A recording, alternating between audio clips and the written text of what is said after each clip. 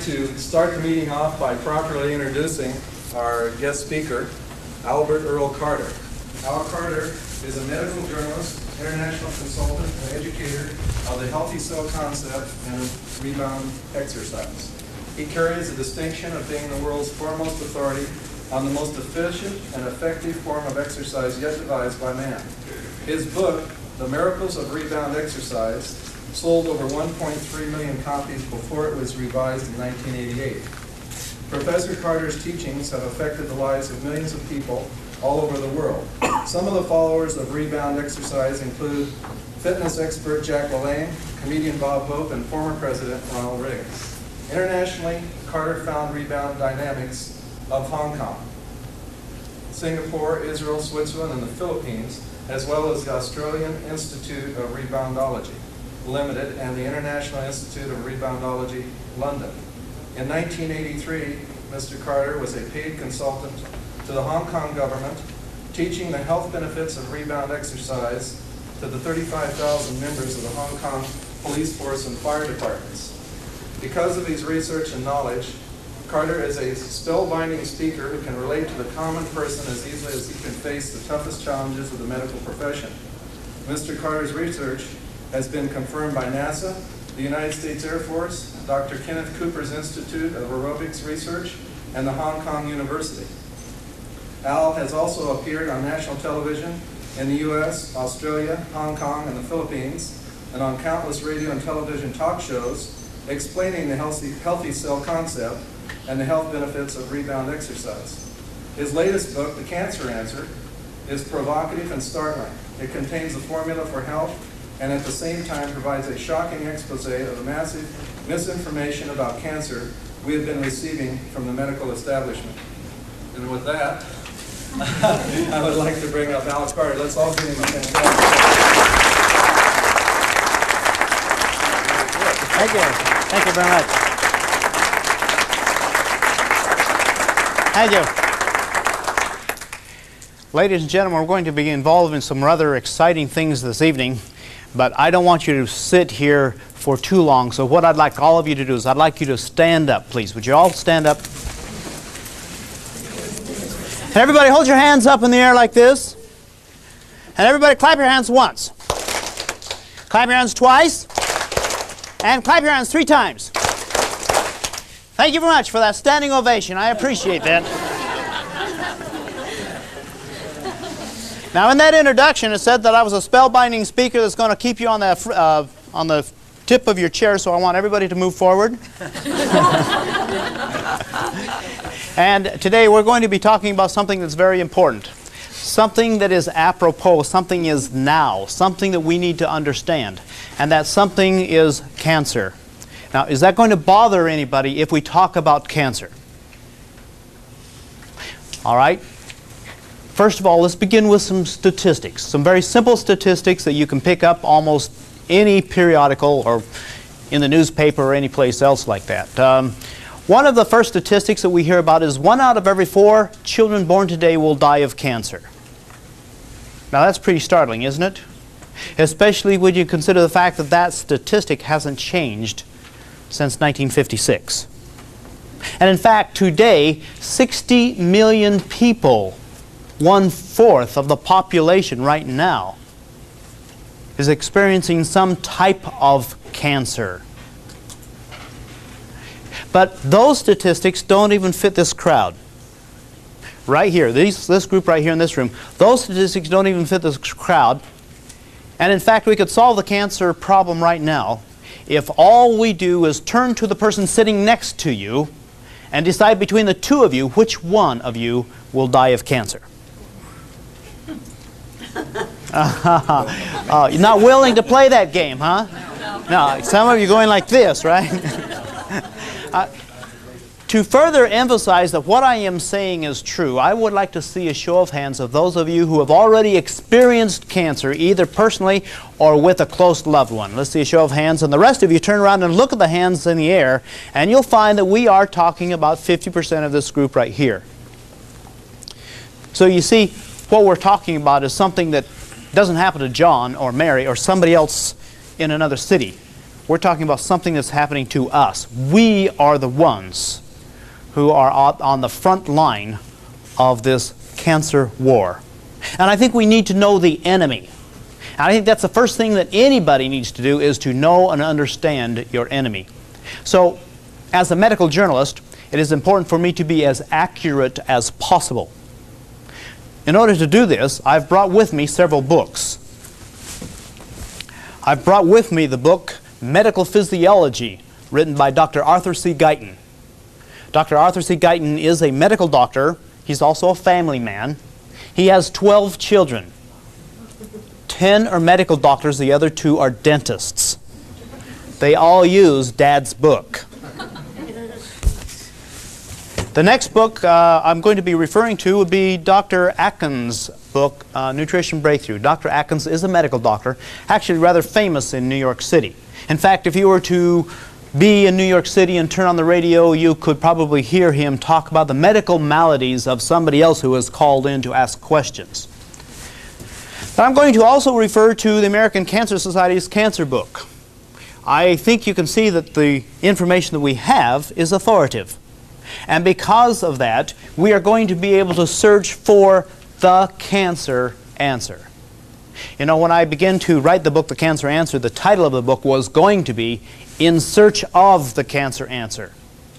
Because I felt that it was going to be a search to see how far we are, or where we have to go in order to find the answer. By the time I had finished my research, we had shortened the title of the book to The Cancer Answer. And I don't mind telling you, on the front of the book, there are several statements. We're not being told the truth about cancer. Well, if we're not being told the truth, what is the truth? Cancer is not a disease, it's a naturally occurring condition of the body. We haven't been told that. The answer to cancer has been staring the medical science in the face for at least a decade. And I will attempt to present a good case for their knowledge for this information. I'm sure the scientists know because I know. It is simply a matter of putting all the pieces together. My healthy cell concept does just that. So we are going to be talking about the healthy cell concept. In order to begin this then, the first thing we really need to do is find a definition of cancer. What does the cancer industry want us to believe cancer to be? To do that, let's go to the American Cancer Society's cancer book. You can pick up this book at B. Dalton Books or virtually any other bookstore.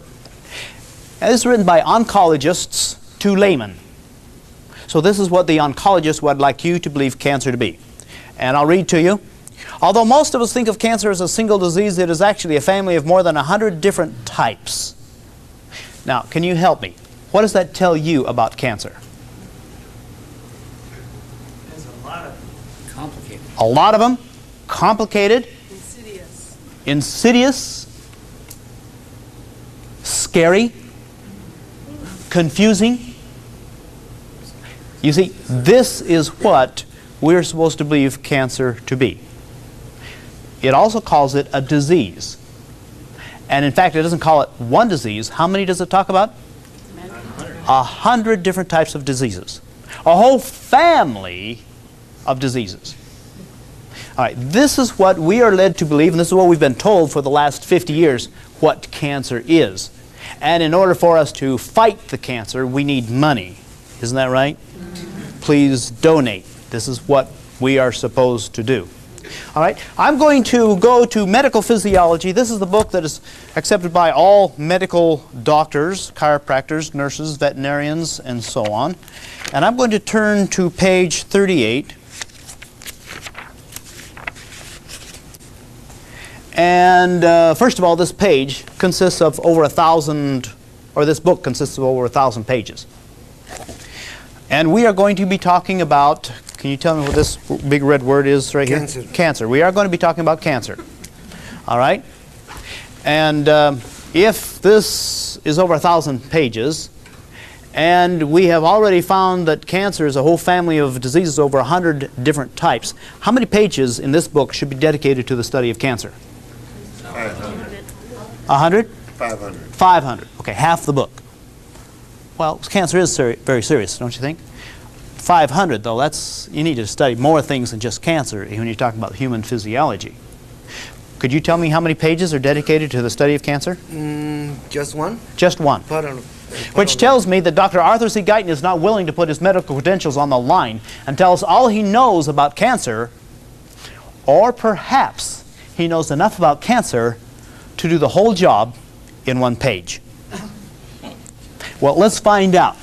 The first thing we need to do is we need to find out a definition according to Dr. Arthur C. Guyton. And that would be the very first paragraph of this particular subject. The very first sentence of the first paragraph reads, "Cancer is caused in all instances by a mutation of cellular genes." Now, what does that tell us about cancer? It's a what? Condition. It's a mutation of cellular genes. You see, I can understand that. That's easy for me to understand. Cancer is caused in all instances by a mutation of cellular genes. Well then, how many of us have cells that are mutating? Well, we all do, don't we? We all do. And in fact, Dr. Arthur C. Guyton says this, "Yet despite all these precautions, probably one newly formed cell for every few million still has significant mutant characteristics." That means that every one of us have cells that are mutating. This body is made up of 75 trillion cells, so 1 out of every few million means that we've got a rather large population of mutant cells. Well, if we've got a large population of mutant cells, and the definition of cancer according to this is cancer is caused in all instances by a mutation of cellular genes, why is it we're not all dying of cancer?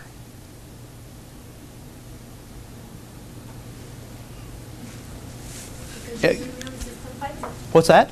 Your immune system fights it. Because we have an immune system. And in fact, Dr. Guyton agrees with you.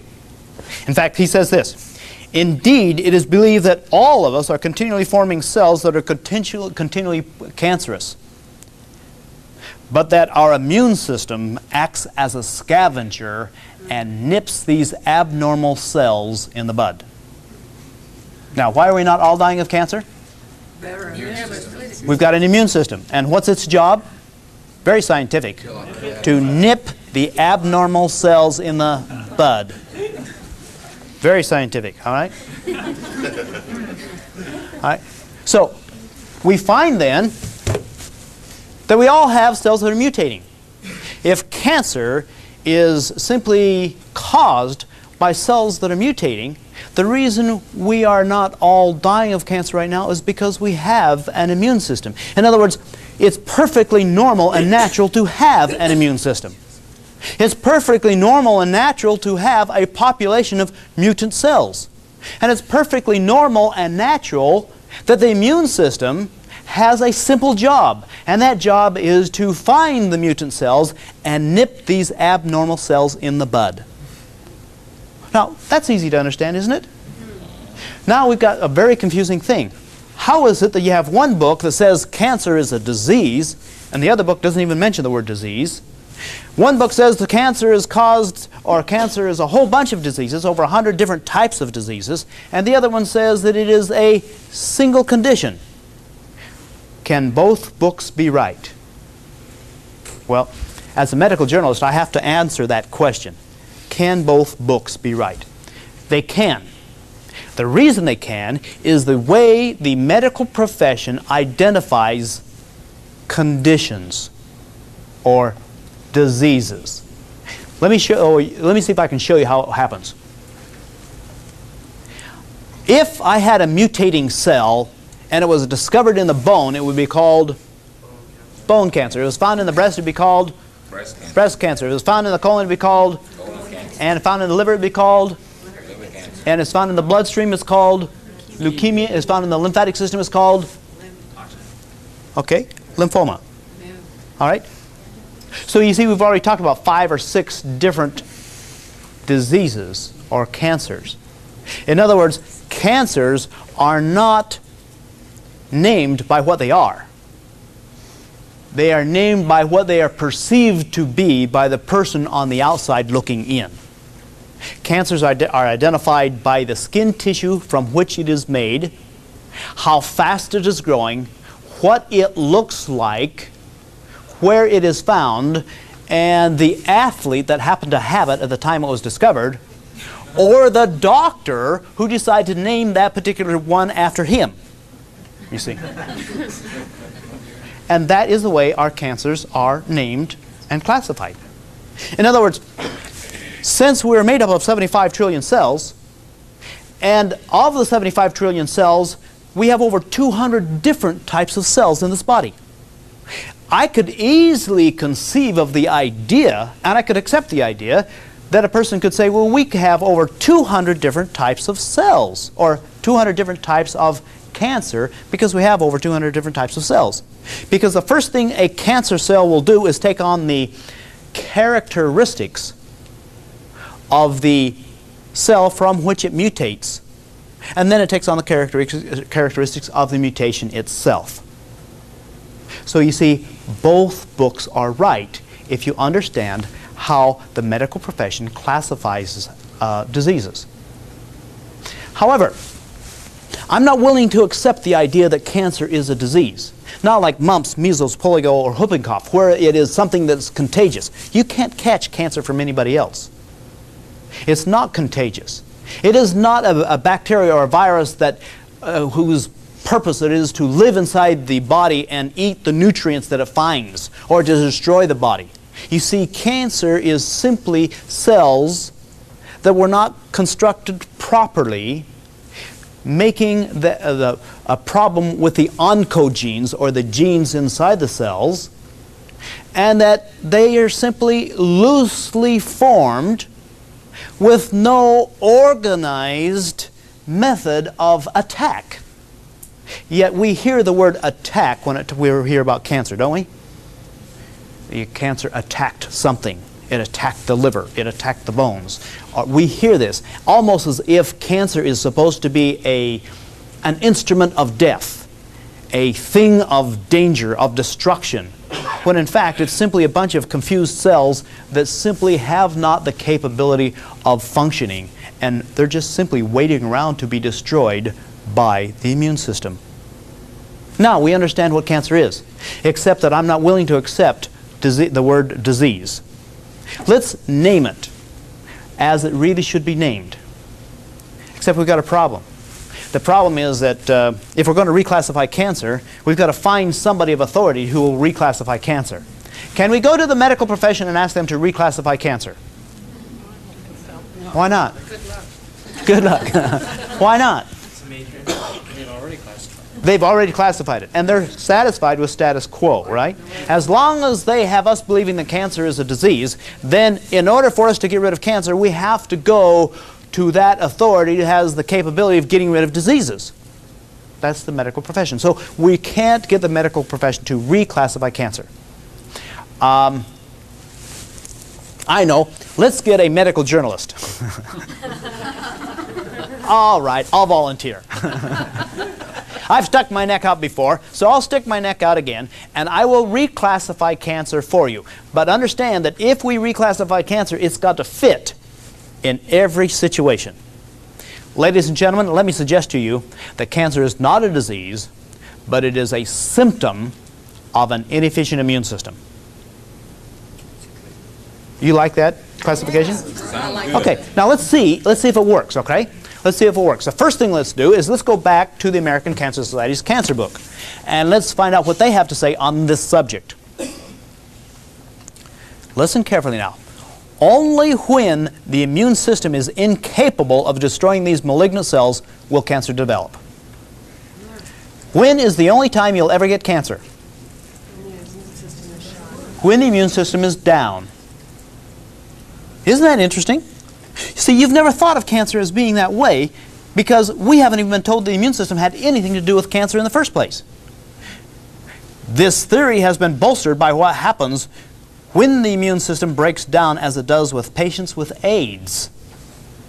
Several rare types of cancers, such as Kaposi's sarcoma, Bruett's lymphoma, chronic myeloid leukemia, are common among AIDS victims. So you see, at the beginning at least, it fits. Even the American Cancer Society indicates that the only time you'll ever have to worry about getting cancer is when the immune system is not doing its job. Well, that's an interesting concept.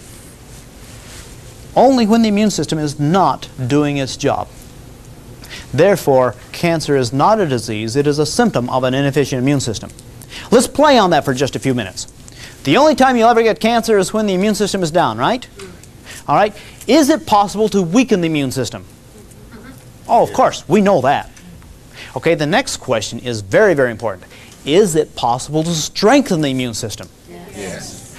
Oh, very good. Now, let's put that into real life. Suppose a person goes in and has a checkup. The doctor comes back with a frown on his face. He presents something that he has found. He says, "You have cancer." He verifies it by the radiologist. He verifies it with a blood test. He can even see it on the x-ray. There is no doubt in his mind that you have cancer. But the reason you have cancer is because your immune system is 10% less efficient than what it should be. This information scares you so much that you alter your lifestyle. You alter your lifestyle so that you actually become the immune system becomes 15% more efficient than what it was. What would happen to the cancer? Increase. Disappear. Because if your immune system becomes 15% more efficient than what it was, what would happen to the cancer? It disappear. And what would kill it? The immune system. Why? Because it's stronger. Because that's its job. And it knows its job. You see, we're talking about a part of the body that very few people understand. But every one of us need to understand it. In fact, I would like to share with you some of the lack of understanding we have and show you what has happened in the last few years. I'm going to Dr. Atkins' book, and in chapter 15 he talks about the immune system, and he brings us up to date, or he starts us out with what we understood cancer or the immune system to be just a few years ago. When I was a medical student, it took only a few days to learn all that was known in that time about this defense system within our bodies. In the last few years, there's been a veritable explosion of information dealing with every facet of our immune system. The issue I raise concerns the possibility that exercise and nutrition can enhance its effectiveness. As was true with early nutrition studies, the emphasis to date has been on deficiencies. But what is now needed is to explore the nutrition and exercise augmentation of the immune system in the normal person. That is, the person that has no deficiencies. We are now at that dramatic point where this information is being gathered. When it is fully developed, it will constitute one of the greatest breakthroughs in exercise, nutrition, and medicine.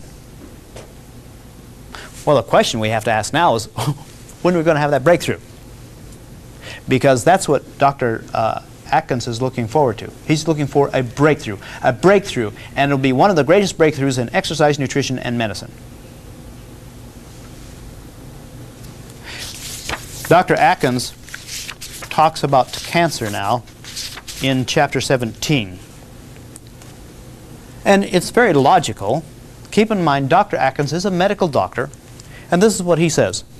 The matchup of what we know about our immunity with what we know about cancer holds hope of providing answers we have all been seeking. The question raised is a tantalizing one. If the body's immune system helps to control cancer, then is it not logical that the true breakthrough against cancer may be found in strengthening our immunity factors? Well, gee, we're talking about a very logical way to overcome cancer. All we have to do is to strengthen our immune system. We know that if the immune system is down, we're subject to cancer. So all we have to do is improve the immune system. Well, there's several things we need to do. The first thing we need to do is understand what in the world the immune system is. Well, We can go to several sources because we have a number of sources, such as Time magazine. Oh, yeah. Time magazine talks about the battle inside your body, and it talks about the immune system or the white blood cells. And it's a terrific article, but I doubt that too many people saw it. Or we can go to U.S. News, front page, the body at war. And it also talks about the amazing immune system. You see, we're getting more and more information about this immune system that is actually becoming available to us from various sources. But I'm going to try to present to you the immune system in a thumbnail sketch. All right? First of all, understand that the immune system is extremely intelligent. In fact, one of the oncologists in the Time magazine makes a statement about how intelligent the immune system is. The immune system is compared favorably with the most complex organ of them all, the brain. The immune system has the phenomenal ability for dealing with information, for learning and memory, and creating and storing and using information. So we find this immune system is actually very intelligent. And to help you understand how intelligent it is, I need to become very, very personal with somebody here. Can I become personal with you? Okay. Okay. We've got a lot of people around here, so I'm going to ask you some very important questions. The first question, how did you begin your life? I mean, 9 months before you were born. As a cell. As a cell, all right. And immediately as a cell, as you begin your life, you had within the cell the DNA, the deoxyribonucleic acid, the blueprint of your body. And already established in that single cell, right after the egg and the sperm got together, already established was the color of your hair, the color of your eyes, how tall you're going to be, how big the femur was going to be, the largest bone in your body, and how big the smallest bone, the stirrup in the inner ear, was going to be. Already how to handle protein and what to do with carbohydrates and how to digest food. Already how to laugh, sneeze, cry, and a lot of other things we simply take for granted. That information was already recorded in one single DNA of the single cell. Now, when the cell divided for the first time, which of the two cells were the smartest? Both of them. They're both the same, right? Yeah. They're both the same because both of them had the very same blueprint of the entire body. And when they divided the second time, so that you had 4 cells, which of the 4 cells was the dumbest? None of them. Once again, can you see the direction we're going? All right, because this happened over and over and over again, so that 11 months later, you were a complete organism already through birth and already on your way to become the entity that you're supposed to become. 75 trillion cells in number, and all of them are just as intelligent as you were at the moment of conception. That's very intelligent. In fact, Dr. Carl Sagan makes a statement that if all of the information recorded in one DNA molecule was translated into English, you would have enough information to fill 4,000 volumes of a book as thick as the Bible. That's a lot of information, you see. Now, we then study the immune system. How big is the immune system? Well, the immune system is basically 1% of the body. 1% of the body is dedicated to civil defense. In other words, if you are a 200-pound person, you've got a 2-pound army of lymphocytes running around trying to find those things that do not belong in the body and doing something with it. Getting rid of it, you see.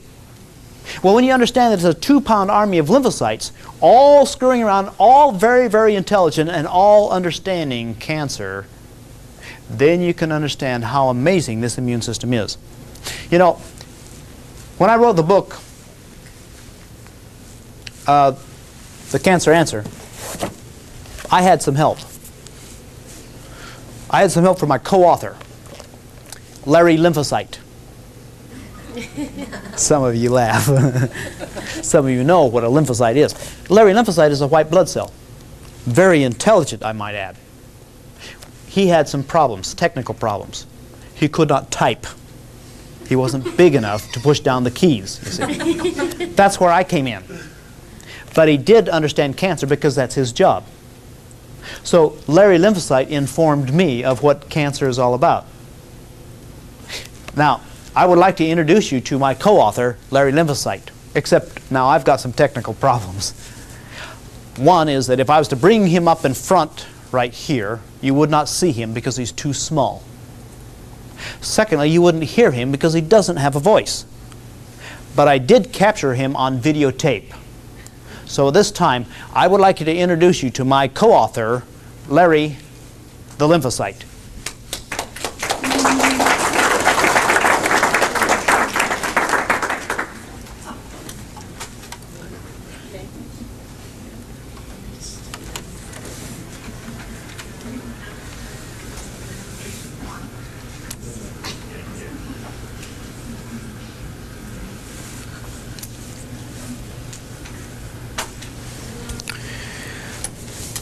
Okay, we have here a cell that's doing what all cells know how to do, something we still don't know how to do, and that's to multiply by dividing. We haven't been able to figure out how to do that. We either have to multiply or we have to divide. This cell has just been fertilized, and it is going to go through what is known as the dance of life. Or it will divide the first time, and right after that it will divide again. Each time it will duplicate itself. In order for it to duplicate itself, it's got to duplicate the blueprint of the entire body. This is a process that takes 11 months from the time of conception until you have the full count of 75 trillion cells. This is a rather amazing thing when you consider the fact that it is actually very, very accurate. Only 1 out of every few million are mutant. The rest are accurate. The rest have the DNA. This is the DNA. It's a long spiral staircase, nucleotides, a nucleoprotein configuration. And the first thing that happens before a cell can divide, this has to actually divide. But if it was to divide in half, it would only have half the information to pass on. So you have nucleotides on the inside of the nucleus that attach themselves in proper sequence to the DNA, so that by the time the DNA finishes its division, instead of dividing in half, it is actually divided in 2. This, ladies and gentlemen, is my co-author, Larry the lymphocyte. Notice that he has the capability of changing direction. There has to be some type of thought process going on, regardless of how minute it is. And notice also he is very friendly to the red blood cells, but he's not too friendly to that metabolic garbage that he just found. He simply stops and has lunch. He gets rid of the metabolic garbage. So we find that Larry has the responsibility of keeping things clean, tidy. There's a little bit of bacteria there, a little streptococcus, and he surrounds the streptococcus and begins to get rid of it by ingestation. Ladies and gentlemen, you're watching the original Pac-Man.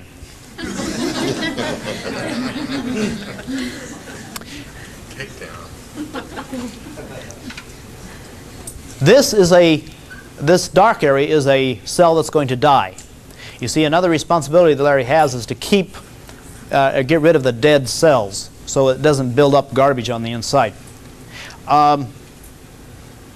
It's surrounded by white blood cells, but the white blood cells don't pay any attention to it until it dies. Now watch what happens to the white blood cells. See, nobody has to tell them their job. They simply get in and start doing what they're supposed to do, and that is to get rid of the dead cells. This is a process or a function of the white blood cells that has to happen, that if it, in fact it didn't happen, that you would be completely choked up within just a couple of months, and you would not be able to continue to live. Do they not create waste? I mean, What's that? how do they like expel what They expel it. They expel the waste, but it becomes the amino acids and the basic concepts of the body, and some of it is used again by the body. This cell is going to divide, but instead of dividing in 2, it divides in 4. This is actually a cancer cell. two of the cells fail to separate. Therefore, you're going to have one cell with two nuclei. By the time we put our cameras in on these guys, we found that two lymphocytes had already found their way into the cancer cell, and you have another cell on the outside surface trying to break through the surface to get into the other two lymphocytes. We could learn a lot from this little guy. He tries once, backs up, tries again, backs up, tries again. He doesn't give up. We counted about 6 or 7 times that it actually charged the cell membrane trying to break through.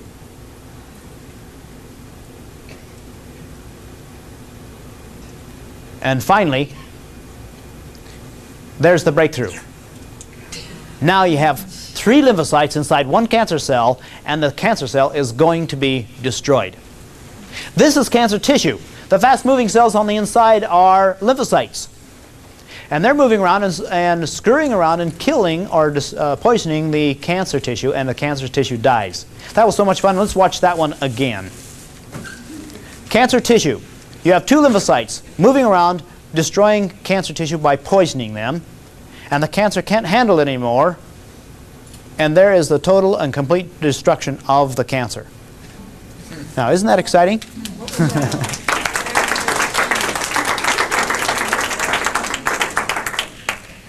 Was that the cell membrane breaking down? It's not there. It looked like fluid. Yeah, that was the entire cancer tissue of thousands of cells, and you had 2 cells on the inside. The 2 cells on the inside are cytotoxic T cells, or they're known as killer cells. They have the capability of going out and destroying the cancer cells, and they have a little potion. The little potion is actually injected into the cancer cells, and the cancer cells can't handle that little potion. That little potion is manufactured inside the lymphocytes themselves. That potion is known as hydrogen peroxide. Isn't that interesting? So you see, we no longer have to question whether or not the immune system has the capability of destroying cancer. It can be vastly outnumbered, and it can actually destroy the cancer. So no longer do we have to even really be concerned about what we call cancer, what it's named, or where it is, or what it is doing inside the body. If the immune system is down, it's entirely possible that the cancer or that the body could develop several different types of cancer, because whatever condition allows one cancer to occur will also allow other cancers to occur in the very same body. But this is a medical fact, that cancer cannot exist in the body that has an efficient immune system. So rather than trying to attack the cancer, let's figure out how to strengthen the immune system. Now, does that sound reasonable, logical? Dr. Atkins has very poignant things to say about this particular subject. And I'd like to read that to you, but I'd like to set it up first. What I would like to do is give you a brief history of the cancer industry.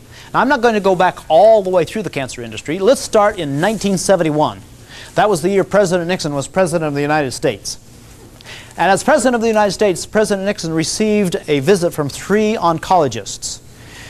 The administrator of Sloan Kettering, the administrator of the Mayo Clinics, and the administrator of the National Cancer Institute. The 3 top oncologists in the nation at that time. They approached President Nixon and said, "President, if you'll give us the amount of money we use for putting a man on the moon, we promise you that we'll have the cancer answer by 1975. That's a good promise. President Nixon shrugged his shoulders and said, "Gentlemen, I cannot give you that money because I'm only the President of the United States. In order to get that kind of money, you have to go develop a bill. You've got to allow it to go through Congress, and they've got to act upon it." And at that, one of the oncologists said, "President, you can give us that money. You see, as President, you have an executive privilege. You have the authority to declare war on any foreign invader. We did that to Japan.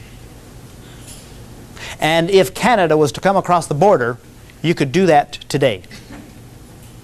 With that, President Nixon signed a bill, or actually declared war, on cancer. and provided a $1.5 billion war chest. Then he turned to the American public and he said, "We have declared war on cancer, and we want you to participate." Now, did we participate? You bet we did. We red-blooded Americans, we participated. We matched funds.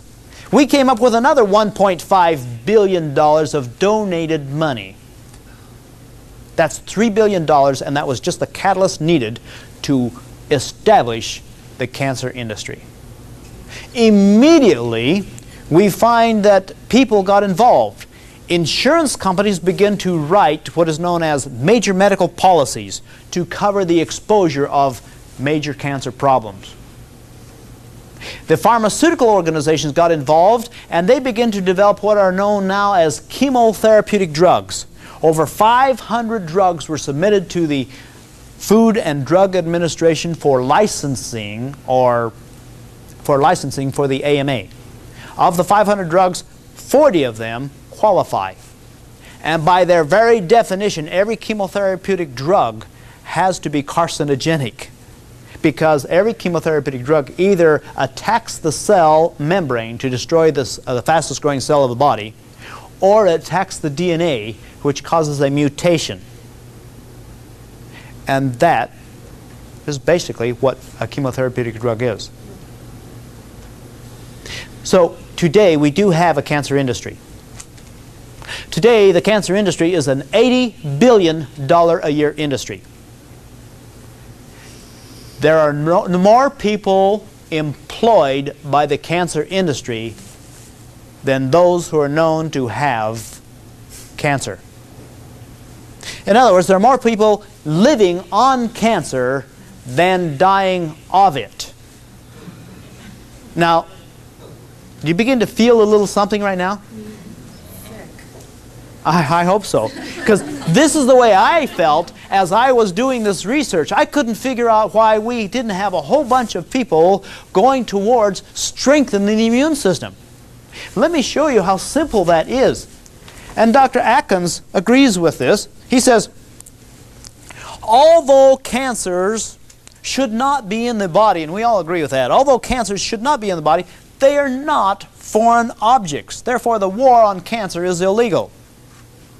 They're made of tissue. They're grown by the body itself. Thus, it is possible that cancer represents a condition. Notice it's been reduced from a disease to a condition. Cancer represents a condition in which the host's defenses are weakened, a condition in which the balance of power between the host's resistance and the condition process is tipped in favor of the condition. It is not logical to weaken the patient further with radiation, chemotherapy, and surgery. But rather, cancer treatment should begin by augmenting the victim's resistance so that he can ward off the inroads of the runaway cancer cells. Most of this strengthening comes under the heading of immunology. And this type of treatment has been almost uniformly suppressed. Now, when I say almost uniformly suppressed, I can tell you, except for very few places, immunology is unheard of. I'm thinking of a gentleman. His name is Alan Rosen. He developed bone cancer when he was 24 years old. He went to the doctor, and the doctor said, well, in order to save your life, you're going to have to lose your leg. He finally decided that, well, if that's the case, we'll lose the leg, save the man. He lost his leg just below the knee, and for the next 7 years, he went through hell. We're talking about chemotherapy, radiation, surgery. We're talking about losing his head, losing his mind, practically losing his wife, losing his job, losing his standard of living. And for the next 7 years, they used him in virtually every type of chemotherapeutic activity. Finally, after 7 years, he went to the doctor again because he wasn't feeling too well. The doctor took an x-ray and came back and showed him the x-ray, and the x-ray showed that he had bone cancer throughout his entire body. The doctor said he lit up like a Christmas tree. And he said, I think you've only got about 3 weeks to live. With that, Alan Rosen got on the telephone and he began to call all over the United States. He wanted to donate the last 3 weeks of his life to some scientific organization with the possibility that whatever they found out about him, that they could help somebody else who might have bone cancer. He met a Dr. Juilliard, not a medical doctor, a scientist, not even a member of the United States, but he works at UCLA Medical School in the basement. He talked to Dr. Juilliard over the phone, and the Dr. Juilliard said, I can't even touch you. I'm a scientist, not a medical doctor. I can't touch you because you're not released from your doctor. Alan Rosen got into his car, drove over to his medical doctor, and got a release from his medical doctor, went with his entire portfolio, all of the information he could get from the medical doctor, to Dr. Juilliard. Dr. Juilliard studied his case, took a sample of his immune system, took a sample of the bone or the cancer, and then in the next 24 hours he took this information and put them in petri dishes in a laboratory, and I guess proceeded to carry on a little bit of wars inside this laboratory. The next day he invited Alan Rosen in and he re-injected his immune system into the heel of his foot. And he told Alan Rosen that within 24 hours he would be feeling better. 24 hours he was feeling better. There were no side effects. Nothing that he had experienced before. And 48 hours he was feeling even better than that. And in fact he continued to feel better and better and better. And 4 months later they could not find cancer in his body. You see, Dr. Juilliard is an immunologist.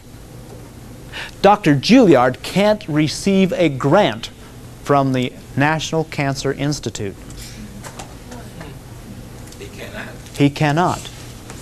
They won't give it to him. He only receives money from people that know what he's doing. And in fact, his cure rate is 40%. His cure rate is 40%. He's not even a medical doctor. He is a scientist, an immunologist. And the only people he ever sees are the people who have already been classified as terminally ill and have less than a month to live. Still he has a cure rate of 40%. You see, can you see the difference between an immunologist and the cancer industry?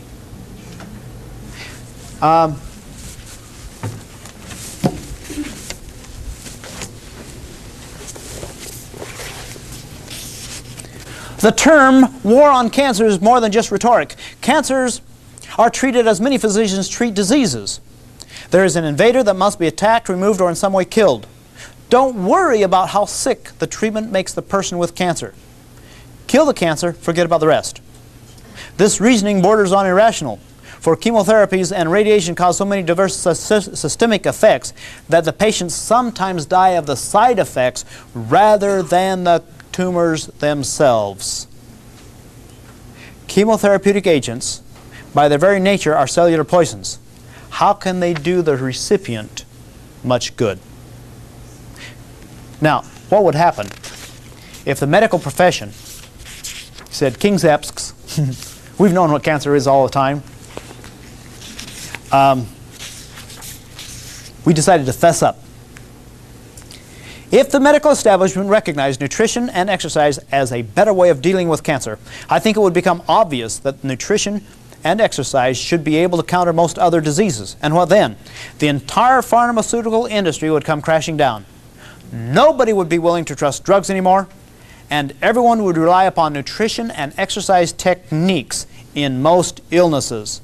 The leadership of the drug industry, the American Cancer Society, the AMA, and other medical groups would be threatened with extinction. There would be lobbyists and politicians displaced and out of work. In short, there would be widespread disorder and havoc in the business community. And we wouldn't want that, would we? I am glad Dr. Atkins made that statement. You see, as a medical journalist, I can quote him. Now, it would be great if somehow we could have some scientists come out and tell us what cancer really is? Well, we do. We do. And in fact, in October of 1989, it happened. October 1989, we have two people win the Nobel Prize in medicine. University of California, San Francisco researchers win the Nobel Prize in medicine. Why did they win the Nobel Prize? Listen carefully. Cancer was once thought to be a bewildering variety of diseases with too many causes to count. Does that sound familiar? That's what we're told today, right? But Bishop and Vramas found that the oncogenes are the single unifying explanation of how cancers occur. It's almost as if these two esteemed scientists read my book, The Cancer Answer, and then won the Nobel Prize. That'd be great if I could say that, but I can't say that. You see, they won the Nobel Prize from information that they had published in the medical journals in 1976. 13 years ago.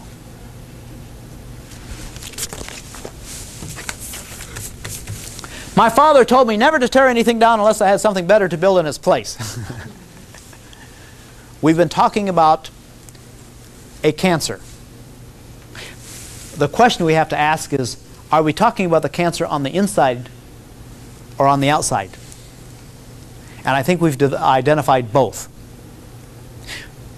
I would like to help you understand how we can simply solve this problem. And it's actually very simple. In order to solve the problem, we have what is known as the healthy cell concept. The first time the healthy cell concept was presented was in an airplane when I was flying over Chicago O'Hare Airport.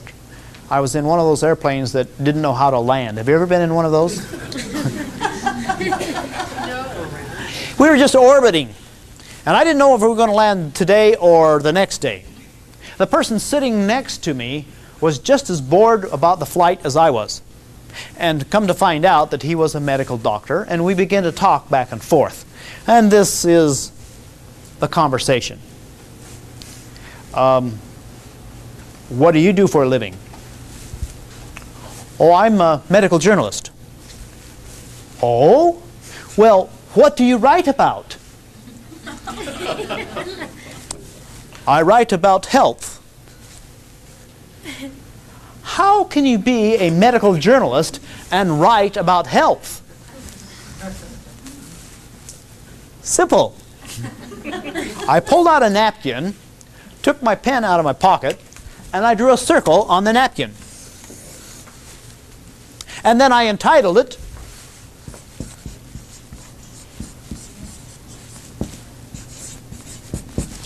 Healthy Cell. And then I turned to the doctor and I says, Doctor, you're made up of 75 trillion cells. He says, I know that. I said, if all of the cells of your body were healthy, what would you be? He said, out of work. He had a sense of humor. And then we got serious about this. If all of the cells of your body were healthy, what would you be? Healthy. All right, very good. He says, well, Al, you're making something that is very, very complicated, too simplistic. I says, no, quite the contrary, doctor. You're making something that's very simple, too complicated. Obviously, you could tell that we were not going to agree on that airplane flight. But we actually had agreed to, though we were going to disagree, we weren't going to be disagreeable. And so we also knew that we were not going to be bored the rest of the flight. He said, well, how do you propose we help the cells to become healthy? I says, Doctor, there's only 4 things that we humans can do to help the cells to become healthy. He says, what are those? And I says, I thought you'd never ask. And I quartered the paper like this so I could talk about each one of them individually. And the first thing I began to talk about was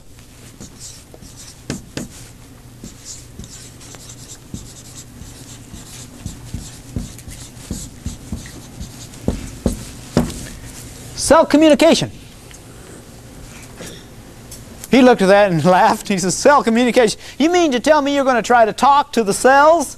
And I smiled back at him and I says, Doctor, I've got one cell writing a book right now.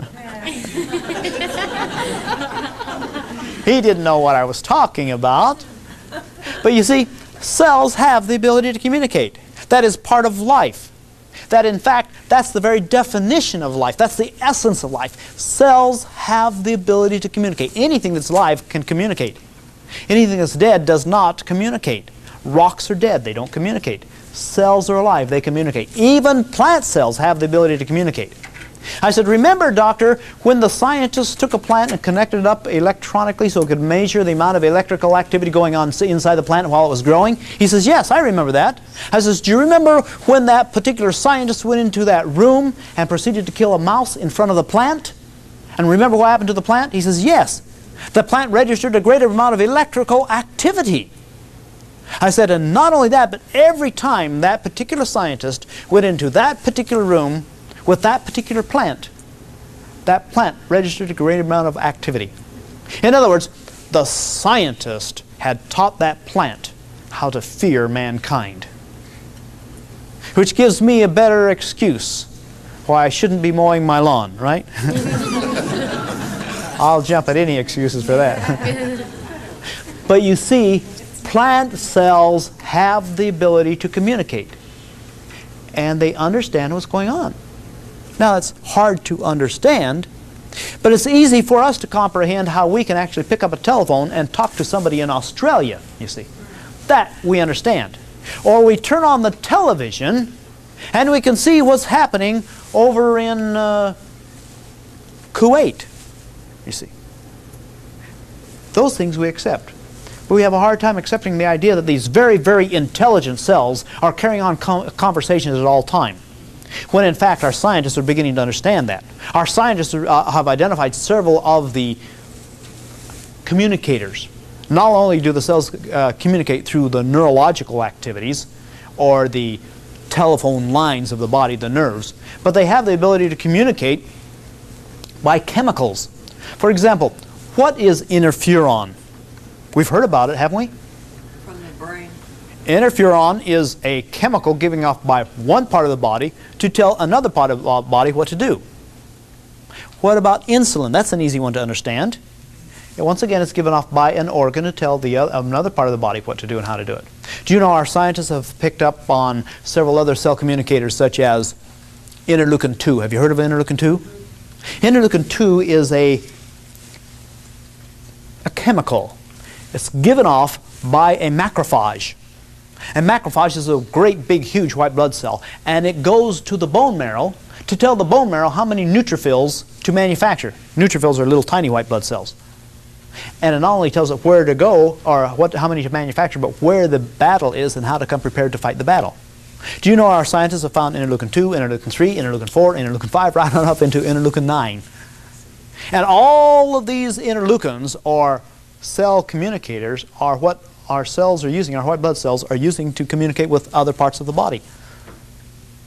And in fact, the more we understand this, the more prepared we are to help them carry on their battle. Well, the rather amazing thing is that our scientists are beginning to recognize that the cells understand English. We don't have to learn their language. They understand English. Well, that's hard to understand, except that one of the worst things a person can be told is, you have cancer. You have cancer of the liver. 95% of all people diagnosed of having cancer of the liver are dead within 6 months. So what I want you to do is I want you to go home. I want you to prepare your husband. I want you to prepare your family. I want you to prepare your will, and I want you to prepare to die. How many cells just heard that message? All of them. Do you know that cells respect authority? And can you imagine the rumors that are going on inside the body right now? Hey, did you hear what they said? That guy is an authority, and did you hear what he's told us? He said that this factory is shutting down in 6 months. What are you going to do about it? Well, some of them will go like this: I'm going to fight to the bitter end. Others will say, oh my goodness, if the factory is going to be shut down, I'm out of a job in 6 months. I am going to go on strike.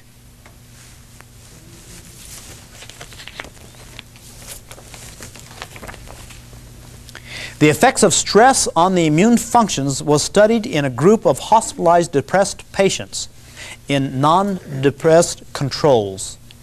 A 50% reduction in the activity of the killer cells was found in both the depressed patients and in the control subjects who were experiencing chronic emotional stress.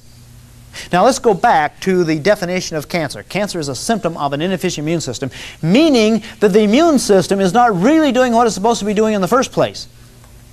And suddenly, the body is told, the cells are told, that you've got cancer and that the factory is shutting down in 6 months.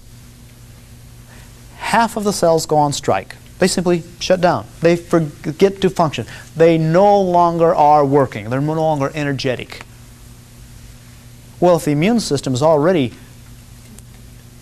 having problems, and then 50% of the white blood cells that are available no longer work, it's little wonder why a person doesn't die 6 months later. But it is a self-fulfilling prophecy. And it's the medical doctor that caused the death by saying, you're going to die in 6 months. You see, that happened to my mother. I was there. I was in the oncologist's office listening to him tell her that she was going to die in 6 months because she had cancer of the liver. We knew she had cancer of the liver. We could feel it. It was as big as a softball right there. And the doctor says, you've got cancer of the liver. You're going to die in 6 months. Do you know that 18 months later we were in Hawaii snorkeling?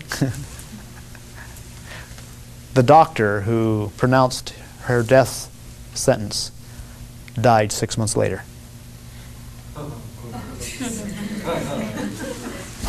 What?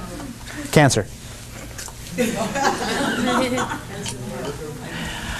Oh my goodness, what are we talking about? Do you know that Norman Cousins, a medical journalist, has this to say on the subject? Current studies show that serious diagnosis can cause a patient to panic or to lapse into hopelessness and depression. We know too that such reactions can interfere with the treatment and impair the immune system, whose effectiveness is vital, especially in combating the threatening disease. Now listen to this. American people, somewhere along the way, have been misinformed on how to interpret their own body's information.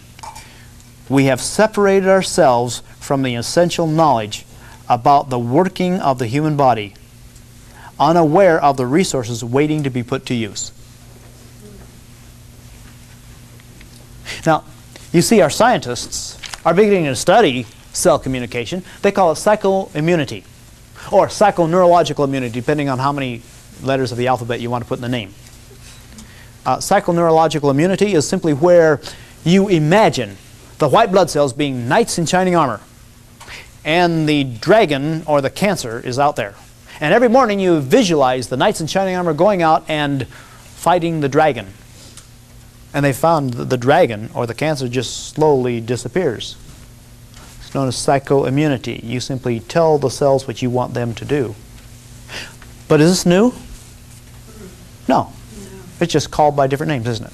What about the term faith healing? How about prayer?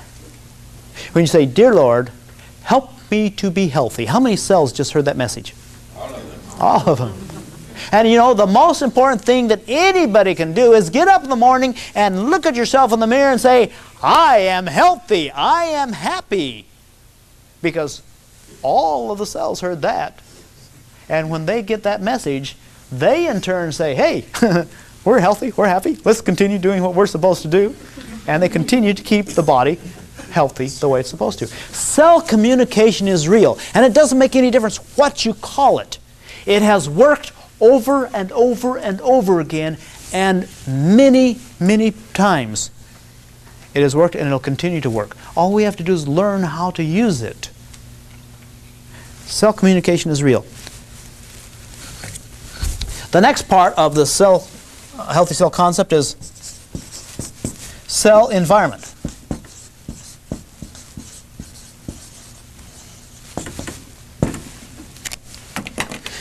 Oh my goodness, cell environment. What do we mean by cell environment? Well, the best way to get to this is, what do we mean by people environment? There's a difference between cell environment and people environment. People environment happens to be air, gas. That's what we live in. Our environment is air. Okay, and we're concerned about the pollution of the air. What do we mean by cell environment? What do cells live in? Fluid. What does it live in? Fluid. Fluid. Yep. Some people have tried to tell us that the cells live in blood. Cells do not live in blood. You've only got about 5 to 8 pints of blood in your body, and it's only found in one place, and that's inside the cardiovascular system, which is a closed circuit system. The blood never reaches the cells of the body. It only carries the oxygen and nutrients to the capillaries, where the oxygen and nutrients escapes through sieve-like holes into the lymph fluid. You've got 3 times as much lymph fluid in the body as the blood, and the lymph fluid surrounds all of the cells. All of the cells of the body depend upon the circulation of this lymph fluid. This is the water. We like to think of this as an aquarium.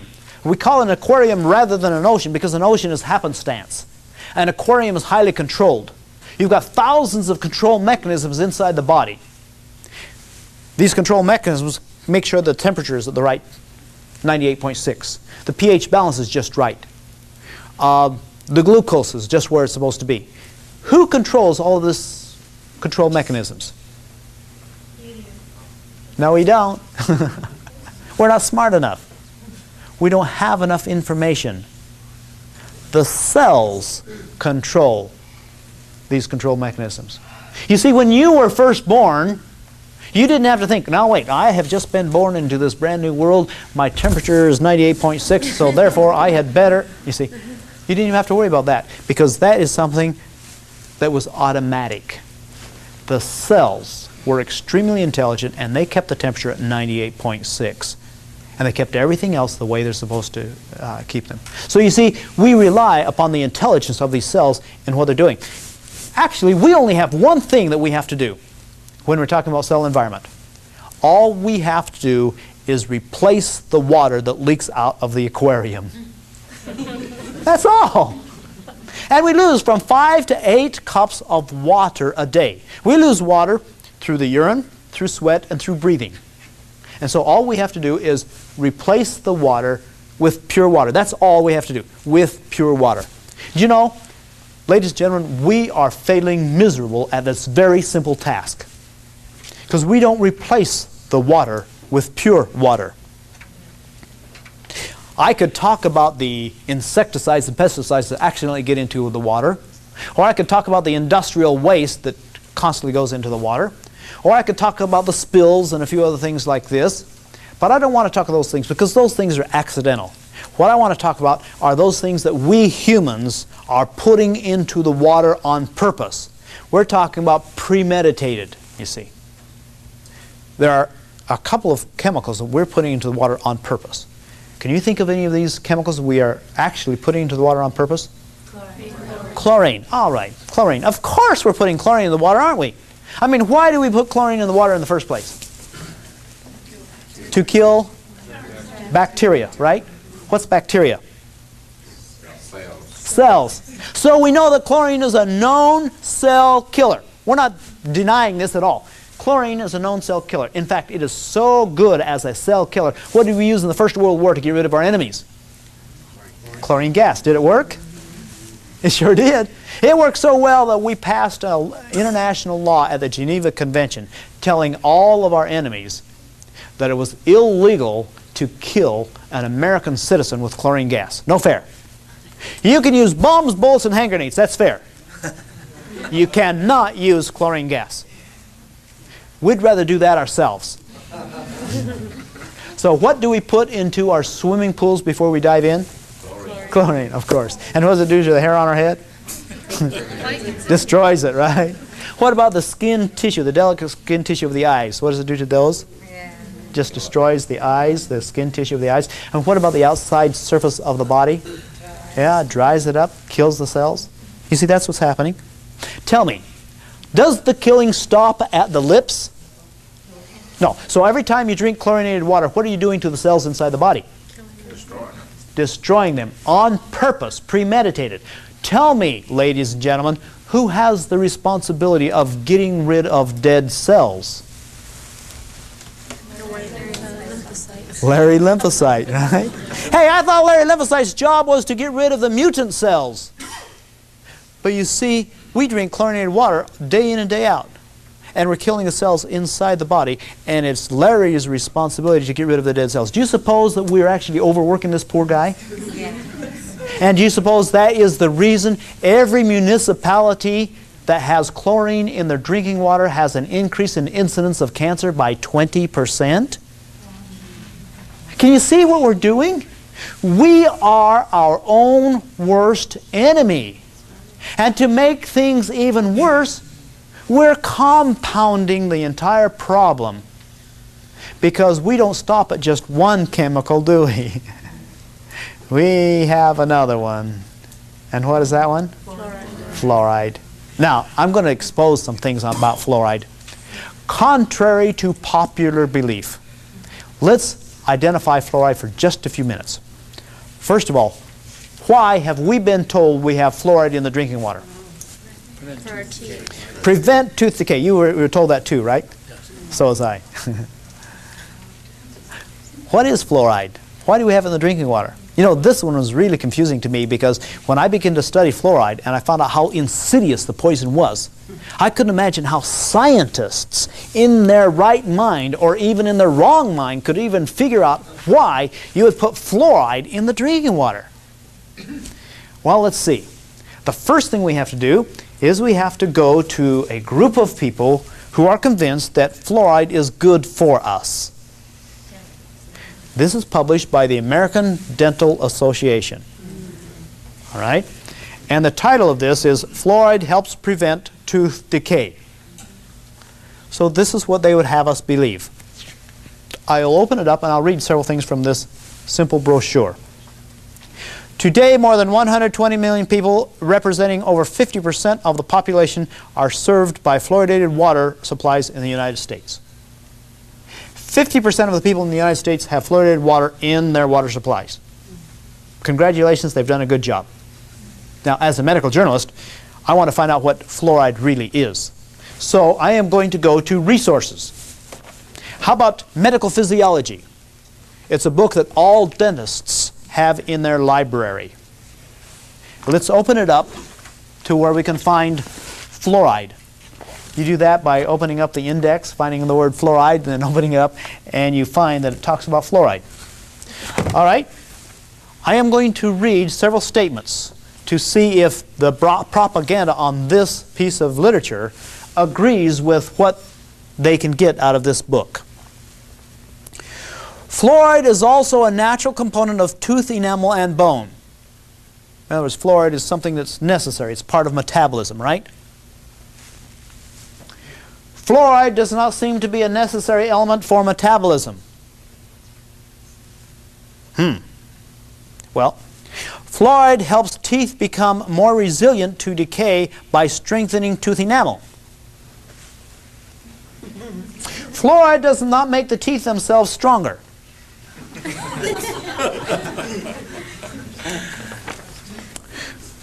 There is also evidence that fluoride strengthens the bones and thus may help to prevent such degenerative diseases as osteoporosis. Has nothing to do with teeth, but osteoporosis. Excessive intake of fluorine causes fluorosis, which is manifest in the mild state by mottled teeth and in a more severe state by enlarged bones. Oh, hey, as a medical journalist, I just can't accept that. I mean, there's too many things that are too far off the wall. I've got to go to another source. How about the Townsend newsletter, May 1990? Just recent information. This is a letter from doctors communicating with doctors. All right? The National Toxicology Program, now that sounds pretty good. Study fact sheet dated January 22nd, 1990, recent. Under the auspices of the United States Public Health Service, good, has linked fluoride to fluorosis and cancer. 1985 Procter & Gamble report. They've got a vested interest in this. Obtained October 4th, 1989. from the Department of Health and Human Services also links fluoride to cancer. John R. Lee, medical doctor, says the strength of the fluoride cancer link is greater than that which resulted in the banning of Alar red dye number 3 or cyclamate. David Kennedy, DDS, San Diego, California, says fluorides do not reduce tooth decay. Is he the only one?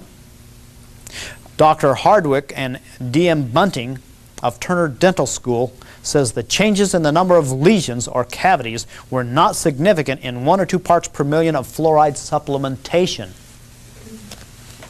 Why do we have fluoride in the water if it isn't working? Canada, the areas which report the lowest incidence in decay are the unfluoridated areas.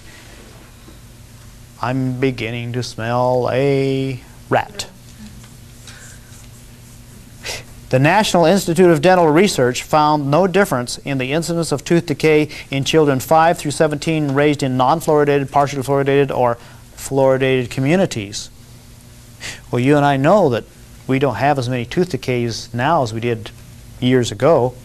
Other researchers have found the reduction in tooth decay to be closely related to the occupation and educational level of the parents. In other words, if mom says, Johnny, brush your teeth, he doesn't have tooth decays, right? My goodness. Let's go to the ultimate authority. Webster's Dictionary.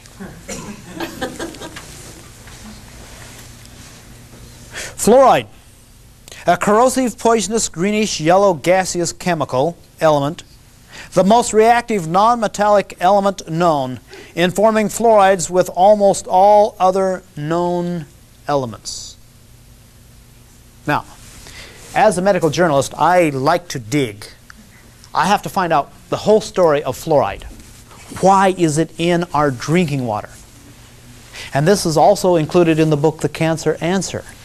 And I find that in 1931 there was a gentleman that was employed by the American Can Company and Anaconda Aluminum Company to try to figure out how to get rid of a byproduct of the aluminum industry.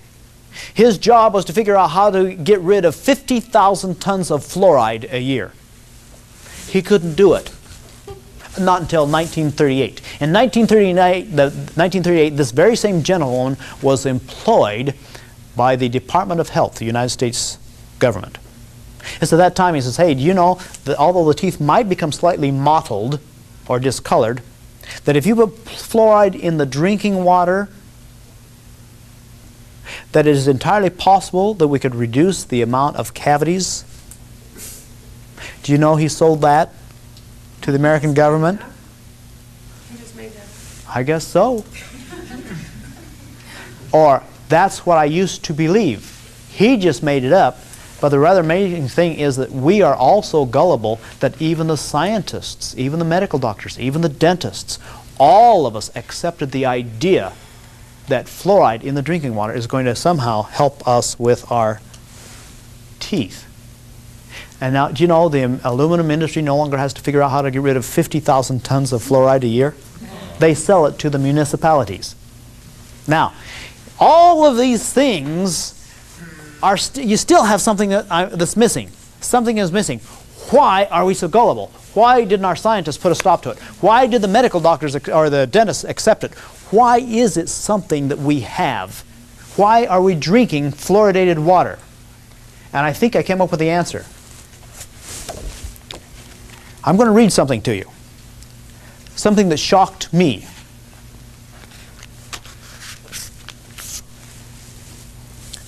Listen carefully.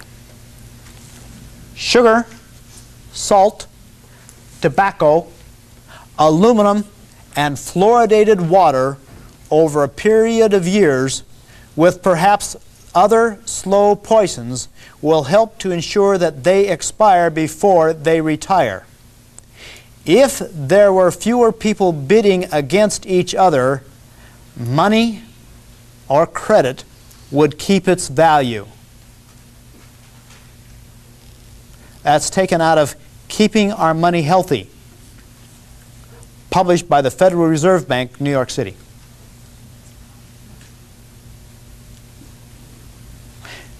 We are drinking fluorinated water. Why? Because it has been put there on purpose by a consortium of banks whose desire it is to control the masses, not only of the United States, but of the entire world. Some of you might know this as the Illuminati. You might have heard that before.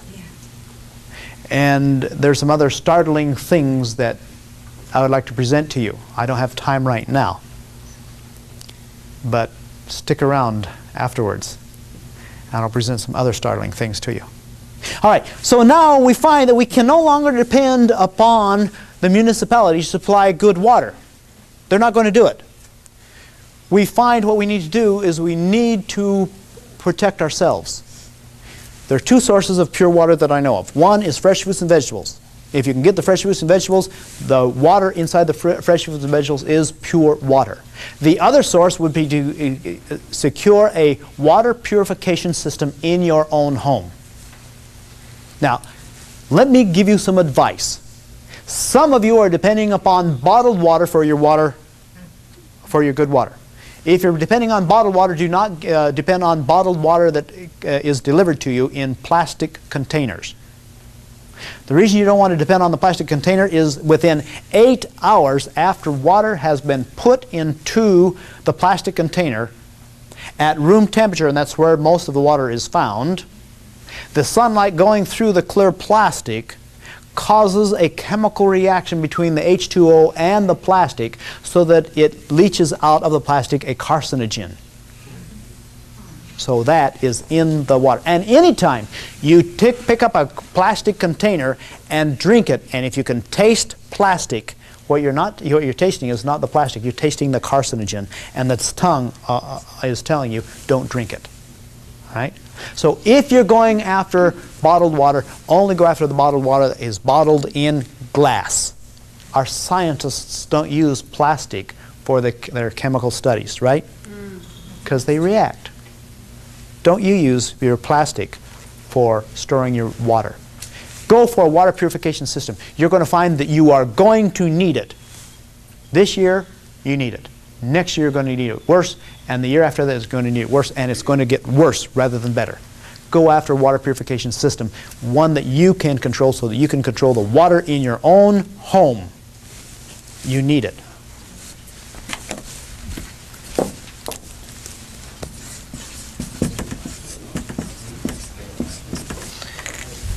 The next part of the healthy cell concept is called cell food. You see, the cells of the body rely upon us. We have the responsibility of doing the grocery shopping. The reason they rely upon us is because they cannot do the grocery shopping. They would like to be able to tell you what they need, but they can't even do that. They have to take what we give them and then try to figure out what to do. Imagine, if you can, they know their menu. They know exactly what they need. But we have never been told. Therefore, we don't even know how to do the shopping. That becomes a real problem. You see, we have been feeding these cells people food. And there's a difference between people food and cell food. Show you a very simple way. If you had some beautiful dogs, you would feed it dog food, right? The best you could find. What about rabbits? You wouldn't feed rabbits dog food, would you? You'd feed it rabbit food. You've got 75 trillion cells. What are you going to feed them? Cell food. All we got to do is find what do you need, you see. Now, what do you need? When I wrote the book, The Cancer Answer, I had a great experience because I found, contrary to popular belief, that all cells of the body have the very same menu. All human cells throughout the entire world, regardless of where you are, or what country you live in, or your nationality or anything else, all human cells need the same nutrients. Regardless of your age, you all need the same nutrients because each cell individually needs the same nutrients. And our scientists know what those nutrients are. They're not a secret. We just haven't been told. All right. Today I'm going to tell you the nutrients. And in fact, the best way to explain cell food would be to point out that if the cells had the opportunity of pushing the grocery cart through the grocery store, that would be the best way to find cell food. They don't have that opportunity. The first thing you would find is if the cells did push the grocery cart through the grocery store, they would not do the shopping in the middle of the grocery store. Not where you find the bottled, boxed, and canned things. These are all preserved things. These things came through a factory. And because they came through a factory, we find that they are less than what they were, the nutrients were at the beginning. You see, if the cells had the opportunity of doing the pushing of the grocery cart, they would go around the perimeter, because that's where you find the fresh fruits, vegetables, whole grains, fish, and fowl. This is presented in the book, The Cancer Answer. However, I had a rather exciting experience about 2 years ago. I was at the National Health Federation standing at my booth one day when a gentleman came by me. I recognized him. He recognized me. His name was Bob Blomberg. Some of you might know him, right? Bob Blomberg is a very interesting gentleman. He's also a certified reboundologist, meaning he came to take my course, and he became certified as a reboundologist. He came up to me and he says, "Al, I've got a brand new product." I says, "That's good, congratulations." He says, "I'd like you to try it." I says, "Bob, do you know that's what everybody here would like me to do? They would all like me to try their product." He says, "Yeah, but this one's different." I says, "That's what they all say." He handed me a bottle. It was a white bottle. Had orange letters on it. He says, "I'd like you to try this." I opened the bottle up, I smelled it, and I says, "Can you change the smell?" Then I tasted it. I says, "Forget the smell, change the taste."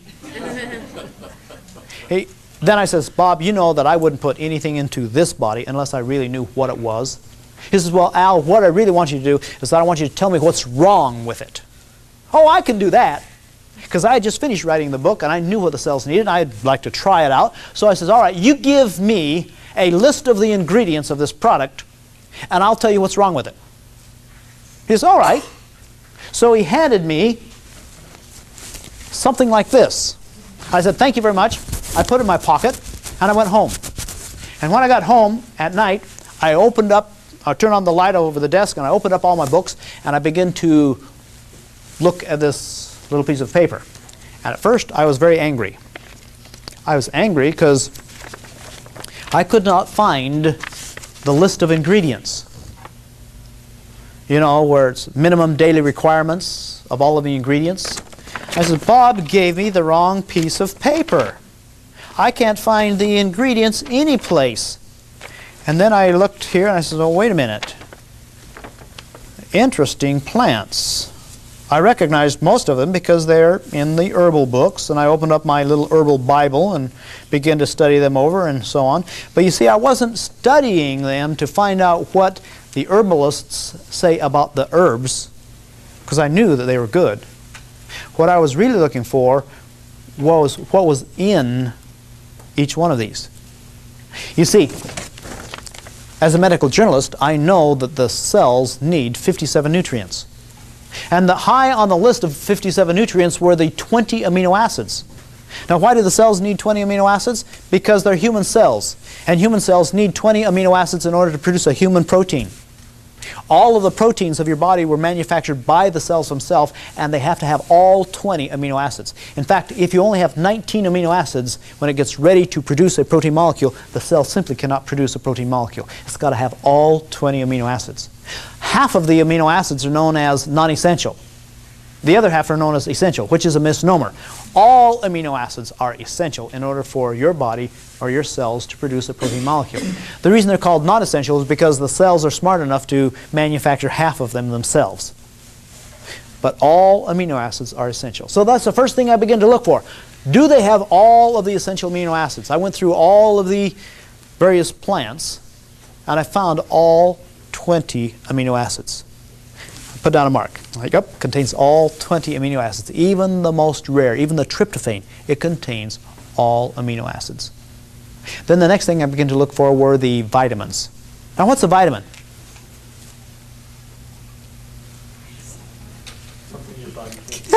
See, we don't know what a vitamin is. We've been taking them from since they were that tall. You know, they come in various sizes like dinosaurs and a few things like this. But when you ask the question, what is a vitamin? I've had some people say, well, it's something you get at the health food store. You find in little brown bottles on the shelf, you see. It's a food supplement. Isn't that what we've been told? We've all been told it's a food supplement. It's not a food supplement. It is a food vital. In other words, when our scientists begin to study what makes this body tick, they found out there's certain things that the body needed in order for the body to function the way it's supposed to. And these chemicals were identified then and labeled. And the first one they found and labeled was vitamin A. I'll bet you can't guess what the next one they found was called. Oh, that's right. Very imaginative at that time, you see. And the next one they found was vitamin C. Oh, we're on a roll, aren't we? Except we ran into a problem. The problem is that the scientists found certain chemical signatures of the chemicals that were almost like vitamin B. So they went back to vitamin B, erased that, changed that to vitamin B1. Then the next one they called vitamin B2, B3, B4, B5, B6, right up to vitamin B17. All right? But you see, the term vitamin means vital. All vitamins are important. All vitamins are necessary. It's part of the cell's menu. They need all vitamins. So that's the next thing I look for. Does it have all vitamins? And that one was easy. If you look under alfalfa in that particular preparation, you find it says contains all known vitamins. That one's easy. Mark it off. Contains all known vitamins. The next thing I began to look for were the minerals. Now, what in the world is a mineral inside the body? Why do we need minerals? We know we're supposed to take them because we've all been told we are supposed to take them. But what is the function of a mineral inside the body? Do you know that the amount of active minerals inside the body right now wouldn't even fill a thimble as big as the little finger? Yet those trace minerals are so vitally important. Why are they vitally important? What's the function of a mineral inside the body? Maintain the electrolyte balance? No. No. Let me explain the function of a mineral. It's so amazing. You see, if you study the cells of the body, you'll find that all of the activity done inside the cells, all activity is done by enzymes. You can use the word enzyme, or another word would be factory worker. Anything done inside a cell is done by an enzyme. Anytime the DNA needs to communicate with an enzyme, it sends an electronic message out to the enzyme. If you study an enzyme, you find that an enzyme is a protein molecule with a trace mineral at the end. Each trace mineral has its own electrical frequency. So the DNA sends an electronic message out to the enzyme and is picked up by the trace mineral. And the trace mineral tells the enzyme what it's supposed to do and where it's supposed to go and how it's supposed to function. Without the trace mineral, that enzyme cannot function. You see, the enzyme is the walkie-talkie, or the trace mineral is the walkie-talkie of the enzyme. So we need all trace minerals because we have thousands of enzymes in the body, and each group of enzymes has its need for its own trace mineral. If a trace mineral is missing, then those groups of enzymes simply cannot function. And do you know that the enzymes are the things that actually utilize the vitamins? And if you don't have the trace minerals, the enzymes don't work, and if the enzymes don't work, you can't even use the vitamin even if you had it. So the next thing I began to look for were the minerals. I found all the minerals. Oh, I was very excited by now, and it didn't take too long before I found the linoleic acid and the lecithin, and these are the essential oils. And by the time I got through and totaled everything up, I found we had 57 nutrients, all in proper sequence, in proper ratio. I could hardly wait till I saw Bob the next day. I went back the next day and I said, Bob, do you know what you've got? He says, yeah, it's a good product. I said, no, Bob, do you really know what you've got? He says, well, yeah, it tastes good. I said, you can't say that. But what have you got? He says, well, you tell me. I says, well, let me put it this way. If I wanted to reward Larry Lymphocyte for doing such a fantastic job for keeping me healthy, I'd say, Larry, I'm going to take you out to dinner. What would you like to eat? He'd probably say, KM.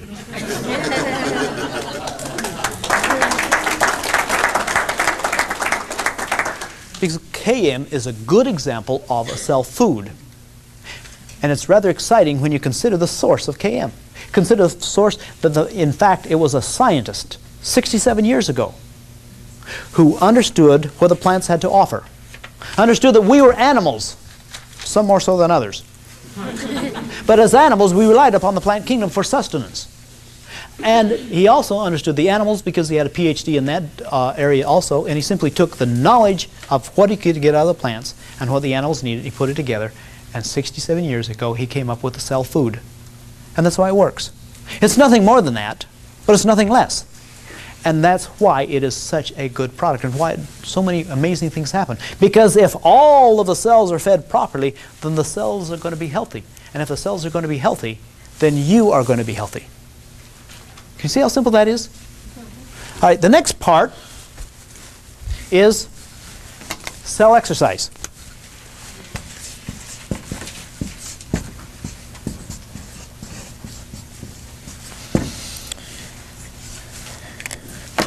Cell exercise. As an exercise physiologist, I recognize right away that the exercise industry only teaches us two types of exercises. Aerobics, which is designed to exercise the heart, the cardiovascular system, and strength. Those are the exercises designed to strengthen the striated muscles. In fact, it's almost as if the entire exercise industry thinks of this human body as being one big heart supported by muscles. And in fact, if any other part of the body is ruined while you're in the process of exercising the heart and the muscles, that's just the price you have to pay. For example, Dr. George Sheehan, a confirmed long-distance runner and a cardiologist, has made the statement, if you're going to run, you've got to be willing to pay the price, which is shin splints, ankle problems, knee problems, lower back problems, and blisters. And if you're not willing to pay the price, don't run. You see, what we need to understand is this is a whole community of cells, and all cells rely upon each other for what is known as homeostasis, or proper chemical balance. And therefore, all cells have the capability of becoming stronger or weaker depending upon activity. Therefore, rather than exercising the old-fashioned way, exercising only the muscles or only the heart, what we need to do is we need to become more sophisticated. We need to exercise the most advanced way we know of, and that is a cellular exercise. Now, in order to do that, we need to come up with some very scientific ways of doing this. Let's get right down to the very basics. The very basic is that every exercise you can think of has one thing in common. The common denominator of all exercises is opposing gravity. Isn't that right? Think about that for a minute. If you do push-ups, what force are you pushing away from? Gravity. If you sit down on the floor and do sit-ups, what force is pulling the back down? Gravity. If you're going to walk, jog, or run, these are aerobic exercises. You've got to take the center of gravity. It's around here someplace, right? To some of us, it's moved slightly forward. But regardless of where you find it, you've got to take the center of gravity, move it off its base till you start falling forward, and then you've got to oppose gravity by taking a step. Or you're going to fall on your face. Weightlifting, the word weight by definition is mass times gravity. Even swimming. What is it that pulls down on the water hard enough to make it dense enough to have something to resist against when you swim? Gravity. So you see, the common denominator of all exercises quite simply is opposing gravity. Now that we've established that very simple fact, let's build upon it. We go back to Albert Einstein to find the next thing we're going to use. Albert Einstein says the human body cannot tell the difference between acceleration, deceleration, and gravity. These are two other forces. Two forces we've never thought of harnessing up when it comes to exercise, but they exist.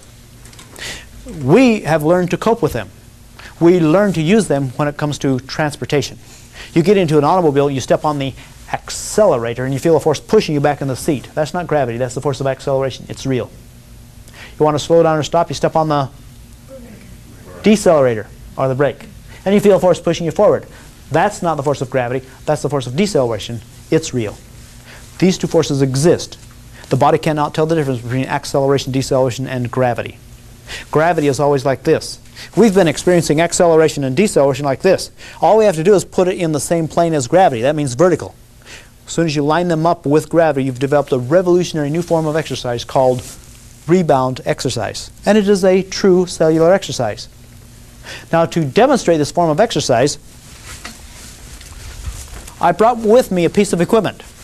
This particular piece of equipment was developed in Hong Kong when I was a paid consultant to the Hong Kong government. I was over there to teach the health benefits of the healthy cell concept to 7,000 firemen and 28,000 police officers. I took with me 12 pieces of equipment. 3 weeks later, I was invited into Hilton Chon Ling's office. He was the chairman of the Hong Kong government. He said, "Mr. Carter, we have accepted rebound exercise as the form of exercise, but we cannot accept the equipment. All 12 pieces of equipment have fallen apart." He then introduced me to 3 engineers, and then he gave us the assignment. In 1 week, I want to have a better piece of equipment. And it was one of the most exciting experiences of my life to be able to work with 3 engineers to simply dismantle, take apart the entire concept and the function and put it back together the best way possible. The first thing we studied was the mat. We found we could not use nylon, plastic, or canvas because all 3 of those fabrics stretch. We went to Permatron. It's a DuPont fabric, but it doesn't stretch. It's also very resilient. Therefore, 10 years from now, this mat will be the same, have the same resiliency as it has right now. The next thing we studied were the springs. The springs are number 80 carbon steel springs. Now, you can get other springs, a 60 carbon steel spring or a 72 carbon steel spring. A 60 carbon steel spring stretches. A 72 carbon steel spring is brittle, it breaks. We went to the number 80 alloy carbon steel spring and simply solved the spring problem. But you notice the springs are not directly connected into the frame. They're connected to a bolt that goes through the frame. The reason we did that is that if you connect a spring directly to the frame by drilling a hole, then every time you bounce on the mat, the spring will wear the frame out in 36 different places. We could not accept that. So we put a bolt through the frame. It's more expensive, but it's more durable. And now we've simply got a frame that does not wear out. If you have a frame that doesn't wear out, a mat that's very resilient, and the springs that don't stretch, now you've got a piece of equipment we could take back to Hilton Chon Ling and show him that we had a piece of equipment that would meet or exceed the standards necessary for the Hong Kong Police Department. To use this piece of equipment, we simply sit it down on the floor like this, check all of the springs to make sure they're all in their proper place, and then simply snap it open. The next thing we have to do is put the legs in place. But you notice the legs do not screw on. There must be some Chinese axiom that says, anything that can be screwed on can be screwed up.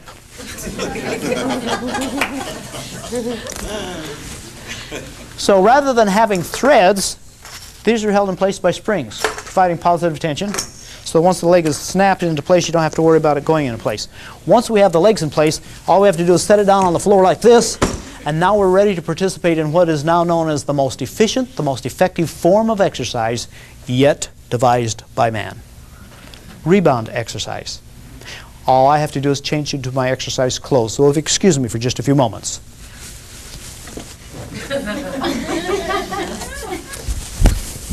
Thank you very much. Now, as I stand here in front of you, I weigh approximately 165 pounds. And if I don't do anything at all, I still weigh 165 pounds because that's the amount of gravity pulling down on every cell in the body. But something miraculous happens when I begin to move up and down.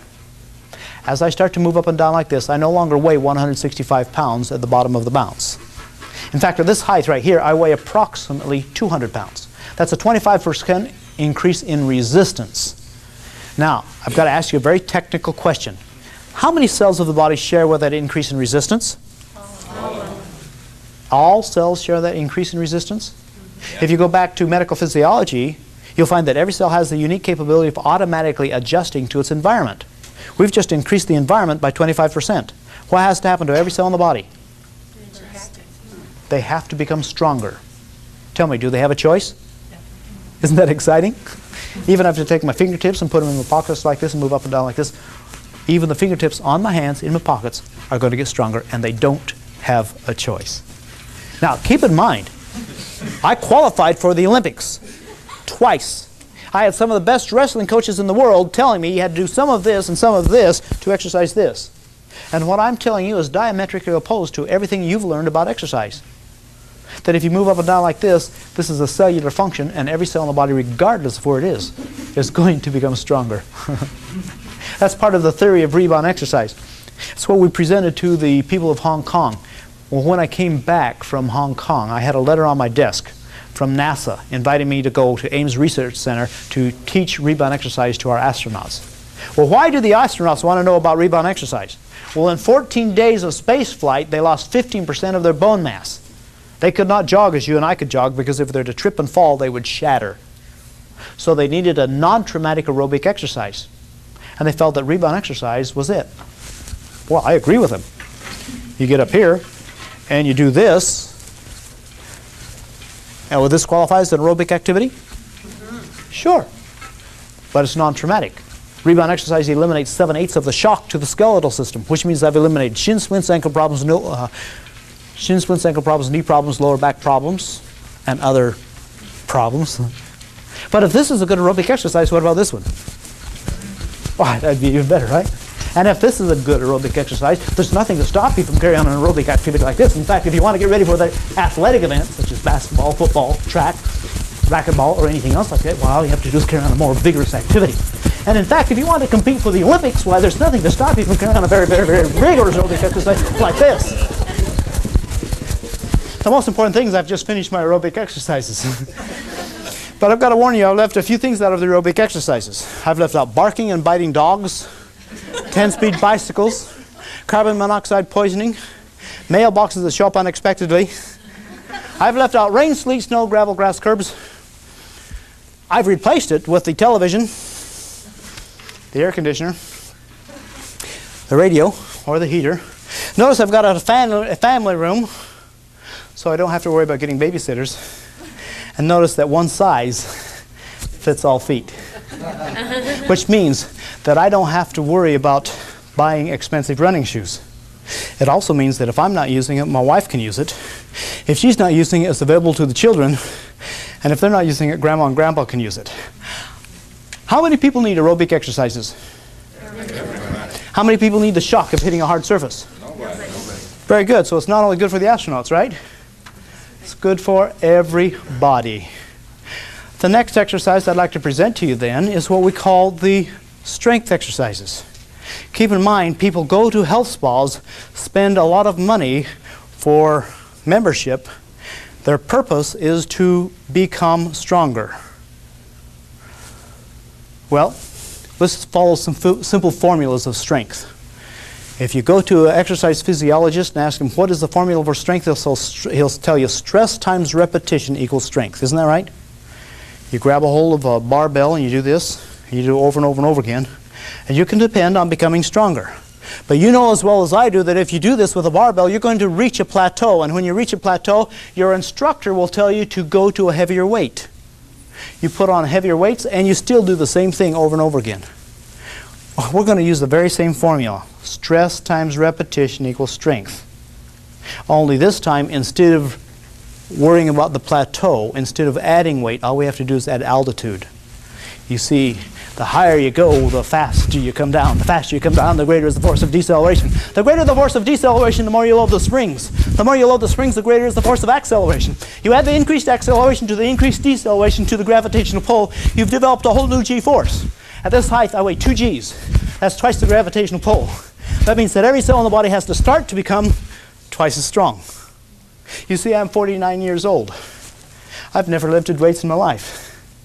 But at age 49, I can still do over 100 one-arm push-ups.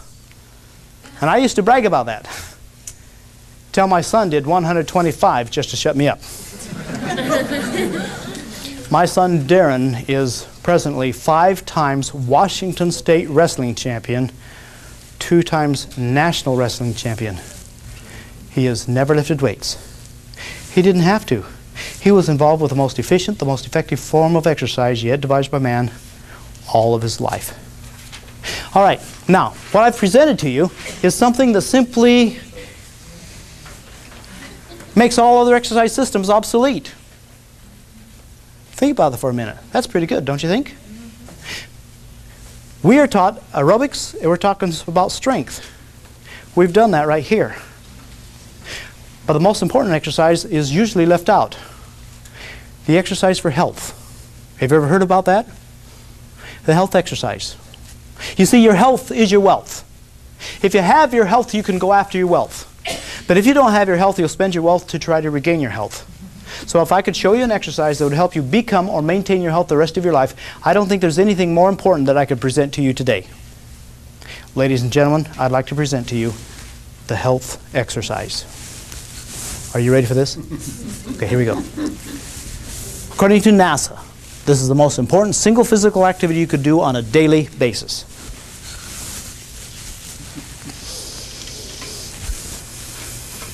Can you handle this one? There it is, right here. Now, don't get me wrong. If you want aerobics or endurance, you need to jog or run or do something like this. If you want strength, you need to go to a health spa and lift iron or do something like this. But if your purpose for exercising is for the health of it, all you need to do is this. Because this is the exercise that will stimulate the activity of the lymphatic system.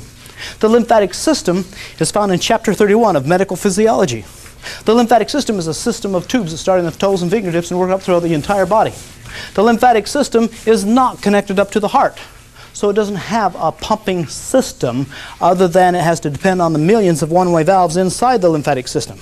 In other words, it's a hydraulic pressure system. Anytime there's pressure below the one-way valve opens up. Anytime there's pressure above the one-way valve, it stays closed.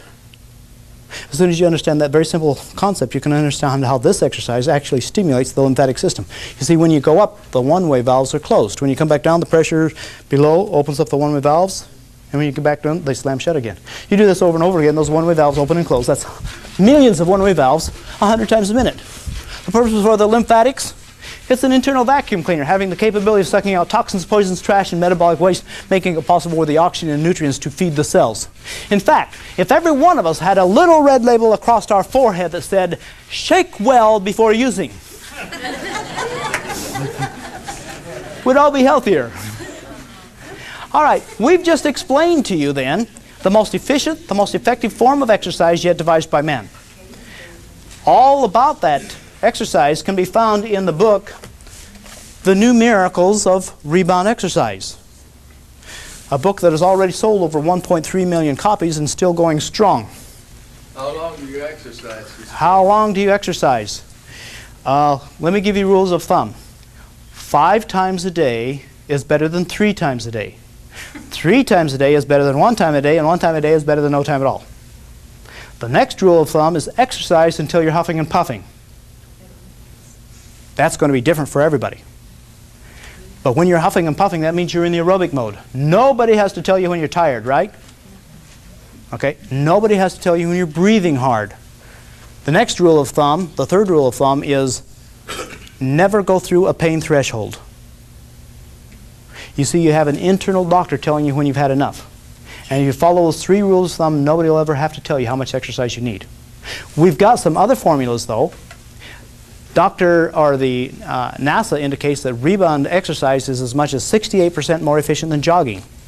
Therefore, you can take anything you've learned about jogging, cut it in half and put it on a rebounder and get an equivalent exercise program.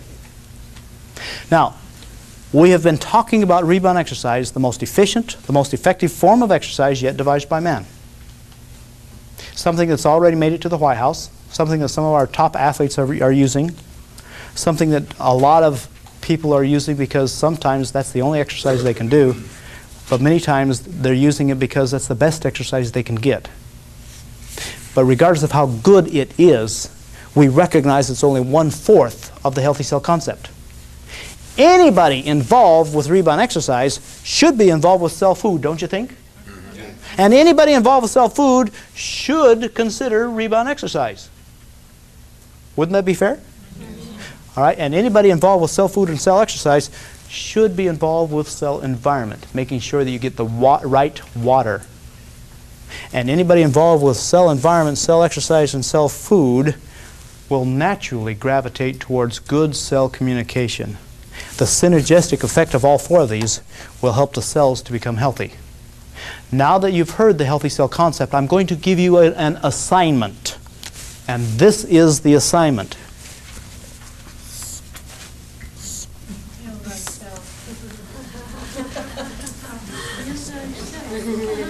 All right? And that, ladies and gentlemen, is the cancer answer. Thank you very much.